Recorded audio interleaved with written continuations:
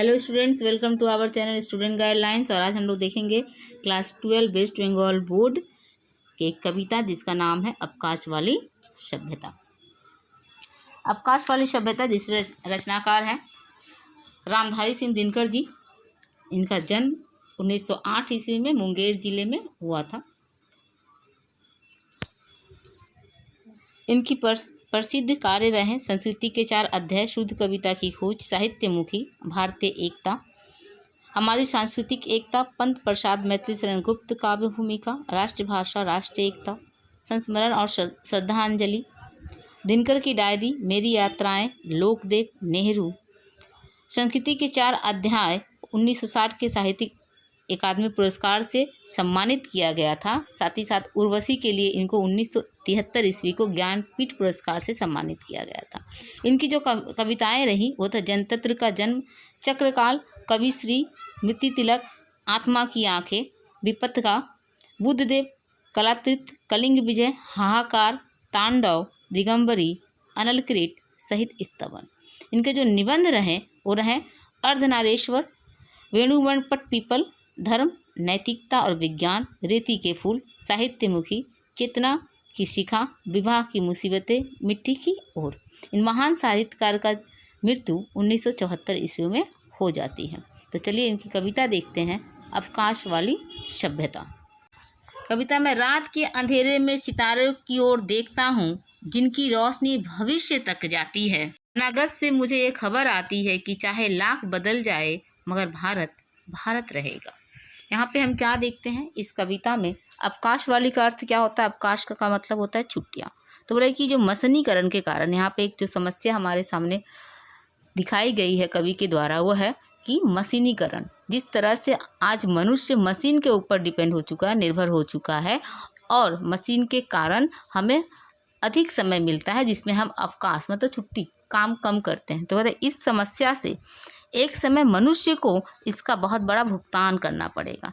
क्या कहता है कवि में, रात के अंधेरे में, मतलब यहाँ पे क्या दिखाता है, प्रस्तुत जो पंक्तियाँ है कवि सेकेंड वर्ल्ड वॉर के उपरांत जो स्थिति सामने निकल के आई थी, वहाँ पर भारतवर्ष के द्वारा जिन नीतियों को अपनाया गया था उन नीतियों की संकेत किया गया है।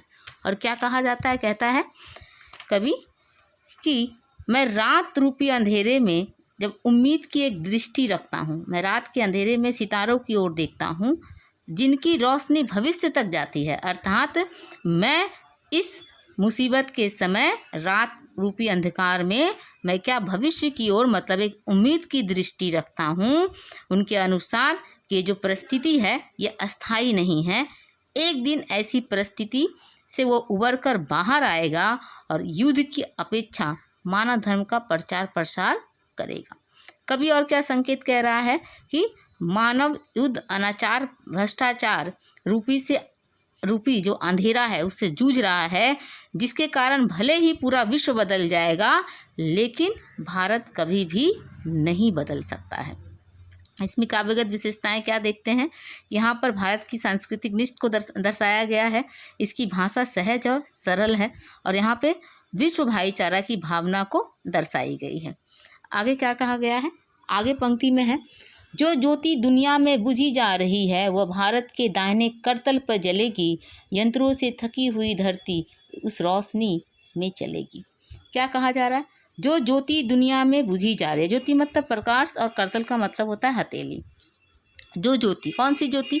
कहते हैं कि जो ज्योति मतलब कि सहानुभूति, भाईचारा, आपसी प्रेम, विश्वास की जो बात है वो पूरे विश्व से क्या हो रहा है, वो लुप्त होती जा रही है। क्यों?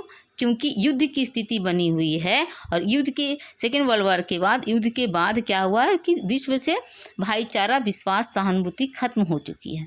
लेकिन कभी क्या कहता है कि जब मनुष्य के भीतर ये जो है भाईचारा है, विश्वास है, इन सभी बातों का अभाव हो जाता है, तब भी इस अभाव से ग्रस्त विश्व में प्रेम, भाईचारा, सहानुभूति रूपी का ज्योति प्रज्वलित होगा। कहाँ से होगा ये प्रज्वलित? ये होगा यहीं से अर्थात भारतवर्ष से ही होगा, जहाँ पर अनेकता में एकता की भावना विद्वान है। बोलता है यंत्र से थका हुआ जब मनुष्य का नाश होगा तो उसे अज्ञानता से निकाल कर ज्ञान की ओर कौन लेके जाएगा? भारतवर्ष से भूमि, भारत से ही ये बात निकल कर सामने आएगी। यहाँ पे हम क्या देखते हैं कि भाषा हिंदी में है और यहाँ पे यांत्रिकता का विरोध किया गया है। साबरमती, पांडिचेरी, तिरुवनमलई और दक्षिणेश्वर के मानवता के आगामी मूल्य पीठ होंगे। जब दुनिया झुलसने लगेगी, शीतलता की धारा यहीं से बहेगी, यहीं से जाएगी। साबरमती, पांडिचेरी, तिरुवनमलई, ये सब क्या है? दक्षिणेश्वर। ये सारे ही क्या है? हमारे पीठ है, भारत के पीठ है। कहते हैं कि जब पूरे विश्व में युद्ध का माहौल रहेगा, सभी लोग यंत्रों से, हथियारों से क्या होंगे? बोझिल हो जाएंगे, थक जाएंगे। तो विश्व को क्या, मानवता का जो पीठ होगा वो कहाँ होगा? यही भारत के ये सारे क्षेत्र होंगे। कौन कौन से? साबरमती, पांडिचेरी, तिरुवनंतपुर, दक्षिणेश्वर। यानी कि क्या, ये सारे वो क्षेत्र हैं। मानव धर्म और सेवा का पाठ इन्हीं जगहों से पढ़ाई जाएगी। यहाँ पे क्या कहा? आशय क्या है कि विश्व को इस अशांत स्थिति से उबारने के लिए महर्षियों के उपदेशों का फलन अनिवार्य है।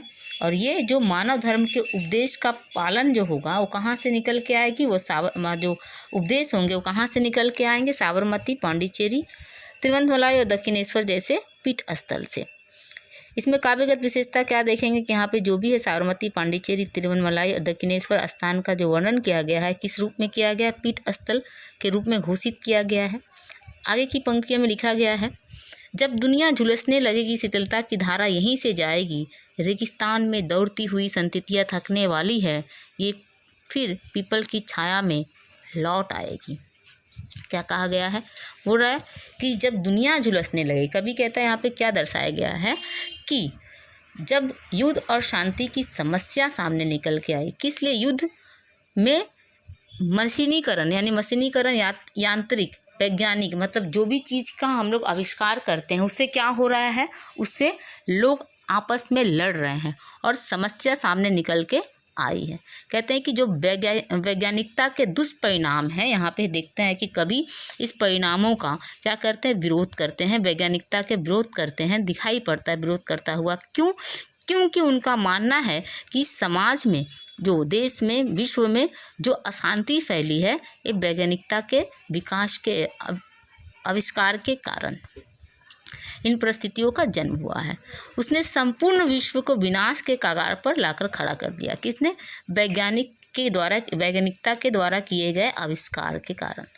कवि की दृष्टि में अगर हम देखें तो ये कहते हैं कि युद्ध की आग में जब दुनिया झुलसने लगेगी, तब भारत जैसा कोई देश ही इसे मुक्त करा पाएगा। यानी कि भारत जैसा देश, अर्थात भारत के पास क्या है? भारत के पास हथियार है। किस चीज़ का हथियार है? शांति और अहिंसा का।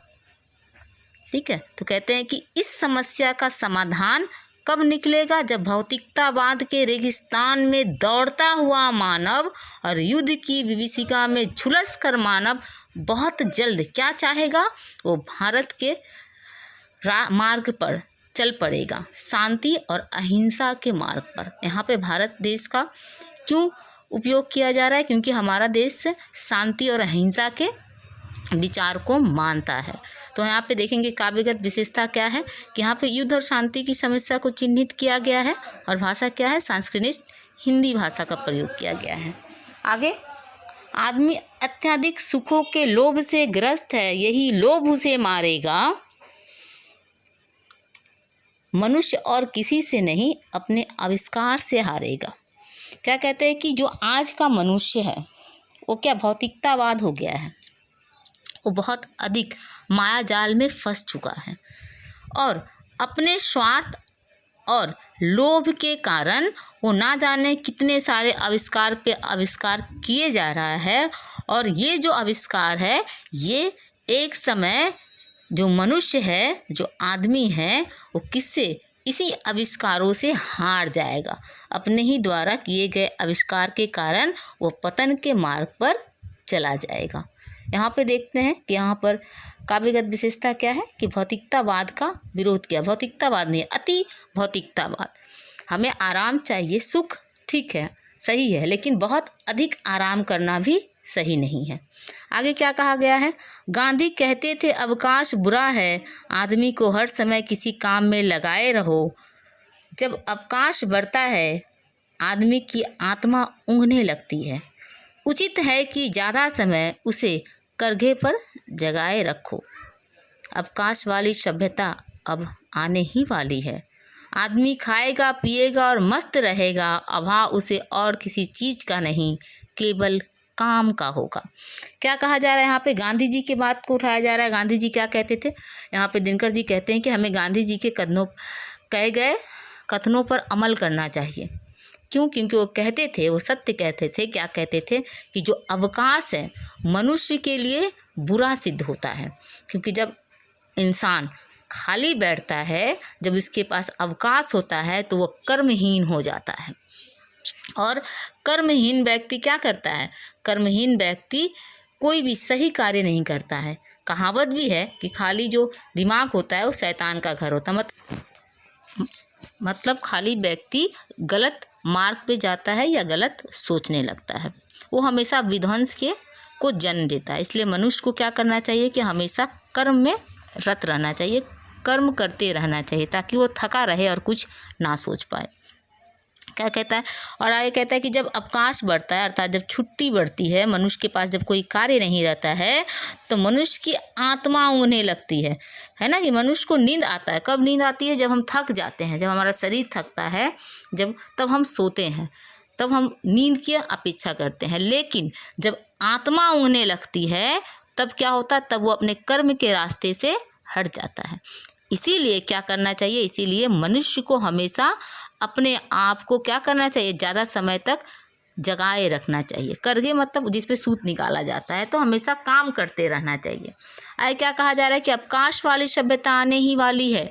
अवकाश वाली सभ्यता आने वाली से क्या अर्थ है? कि एक समय इतना अधिक मशीनीकरण हो जाएगा कि लोगों के पास सब कुछ रहेगा, वो खाएगा पिएगा मस्त रहेगा, सब कुछ रहेगा। अगर उसके पास किसी चीज़ की कमी होगी तो किस चीज़ की कमी होगी? काम की। ये सुनने में तो अच्छा लगता है कि आने वाले समय में कोई काम नहीं होगा, खाना पीना हम मस्त रहेंगे, लेकिन इसका परिणाम काफ़ी ही भयानक होता है। किस प्रकार? जिस प्रकार मान लीजिए आप बहुत अत्यधिक भोजन कर लेते हैं, तो उसके बाद उसे पचाने के लिए क्या किया जाता है? शीतल जल का प्रयोग किया जाता है। पानी पीते हैं हम लोग। उससे क्या होता है? कुछ देर तक आराम तो मिलता है, लेकिन परेशानी फिर वो किसी न किसी परेशानी का कारण सिद्ध हो जाती है। इसी तरह अत्यधिक जब अवकाश हमें मिलेगा तो समस्याएं भी सामने देखने को मिलेगी। अभाव उसे किसी चीज़ का नहीं, केवल काम का होगा। वो सुख तो भोगेगा मगर अवकाश से त्रस्त रहेगा। दुनिया घूमकर इस निश्चय पे पहुँचेगी कि सारा भार विज्ञान पर डालना बुरा है। आदमी को चाहिए कि वो खुद भी कुछ काम करे। हाँ, ये अच्छा है कि काम से थका हुआ आदमी आराम करे। कहता है कि उस समय में अवकाश वाली जब सभ्यता आ जाएगी तो क्या होगा? उसे किसी चीज़ का अभाव नहीं होगा। किस चीज़ का अभाव होगा? काम का अभाव होगा। वो काम नहीं करेगा तो जाहिर सी बात है कि अगर कोई व्यक्ति काम नहीं करता है, उसका शरीर कोई काम नहीं करेगा, तो ना जाने कितनी सारी बीमारियों से ग्रस्त हो जाएगा। तो क्या होगा? सुख को भोगेगा। किस चीज़ का सुख भोगेगा? अवकाश का। आराम है, कोई काम नहीं करेगा। लेकिन क्या होगा? और ना जाने उसके अलावा कितनी सारी अन्य परेशानियों से ग्रस्त हो जाएगा। और अंत में वो इसी बात पर निष्कर्ष पर पहुंचेगा कि सब कुछ विज्ञान पर, मतलब सब कुछ आविष्कार पर, अर्थात मशीन पर, हमें मशीन पर नहीं छोड़ना चाहिए। हमें क्या चाहिए? मनुष्य को चाहिए कि वो खुद भी कोई कार्य करे। मनुष्य को क्या चाहिए? कि वो मशीन पर निर्भर ना बने, बल्कि मशीन को अपने अंदर रखें। मशीन से कुछ कार्य किया जा सके, सब कुछ मशीन के ऊपर ना छोड़ दिया जाए। हमें मशीन पर डिपेंडेंट नहीं होना चाहिए, ये कवि कहते हैं। और क्या कहते हैं? कि हाँ, आदमी को चाहिए कि वो खुद भी कुछ काम करे। साथ ही कहते हैं कि हाँ, ये अच्छा है कि काम से थका हुआ आदमी आराम करे। कहता है कि हाँ, अवकाश अच्छी बात है, आराम अच्छी बात है, लेकिन कब अच्छा है? जब मनुष्य क्या करता है? अपने आप को थकाता है। और थका हुआ मनुष्य जब कोई काम करता है, आराम करता है, तो वो अच्छा है। लेकिन बिना किसी तरह का कोई काम किए अगर मनुष्य क्या करता है? आराम करता है, तो मनुष्य के लिए क्या होता है? खतरे की घंटी होती है, खतरे की सूचक होता है। तो ये था हमारी अवकाश वाली सभ्यता। इस पे बड़े प्रश्न किस तरह के बनते हैं ये देखेंगे। प्रश्न है, अवकाश वाली सभ्यता का मूल भाव अपने शब्दों में लिखिए। दूसरा, अवकाश वाली सभ्यता में निहित संदेश तथा उद्देश्य को लिखें। अगली, अवकाश वाली सभ्यता में निहित या उठाए गए समस्या का उल्लेख कीजिए। और मशीनी सभ्यता मानव समाज के लिए खतरे का सूचक है, इस कथन को कविता के आधार पर अपने शब्दों में स्पष्ट करें। तो इस तरह के प्रश्न को आप देख लेंगे और जाहिर सी बात है कि व्याख्या को भी पढ़ के आप जाएंगे परीक्षा में। तो वीडियो को देखने के लिए थैंक यू।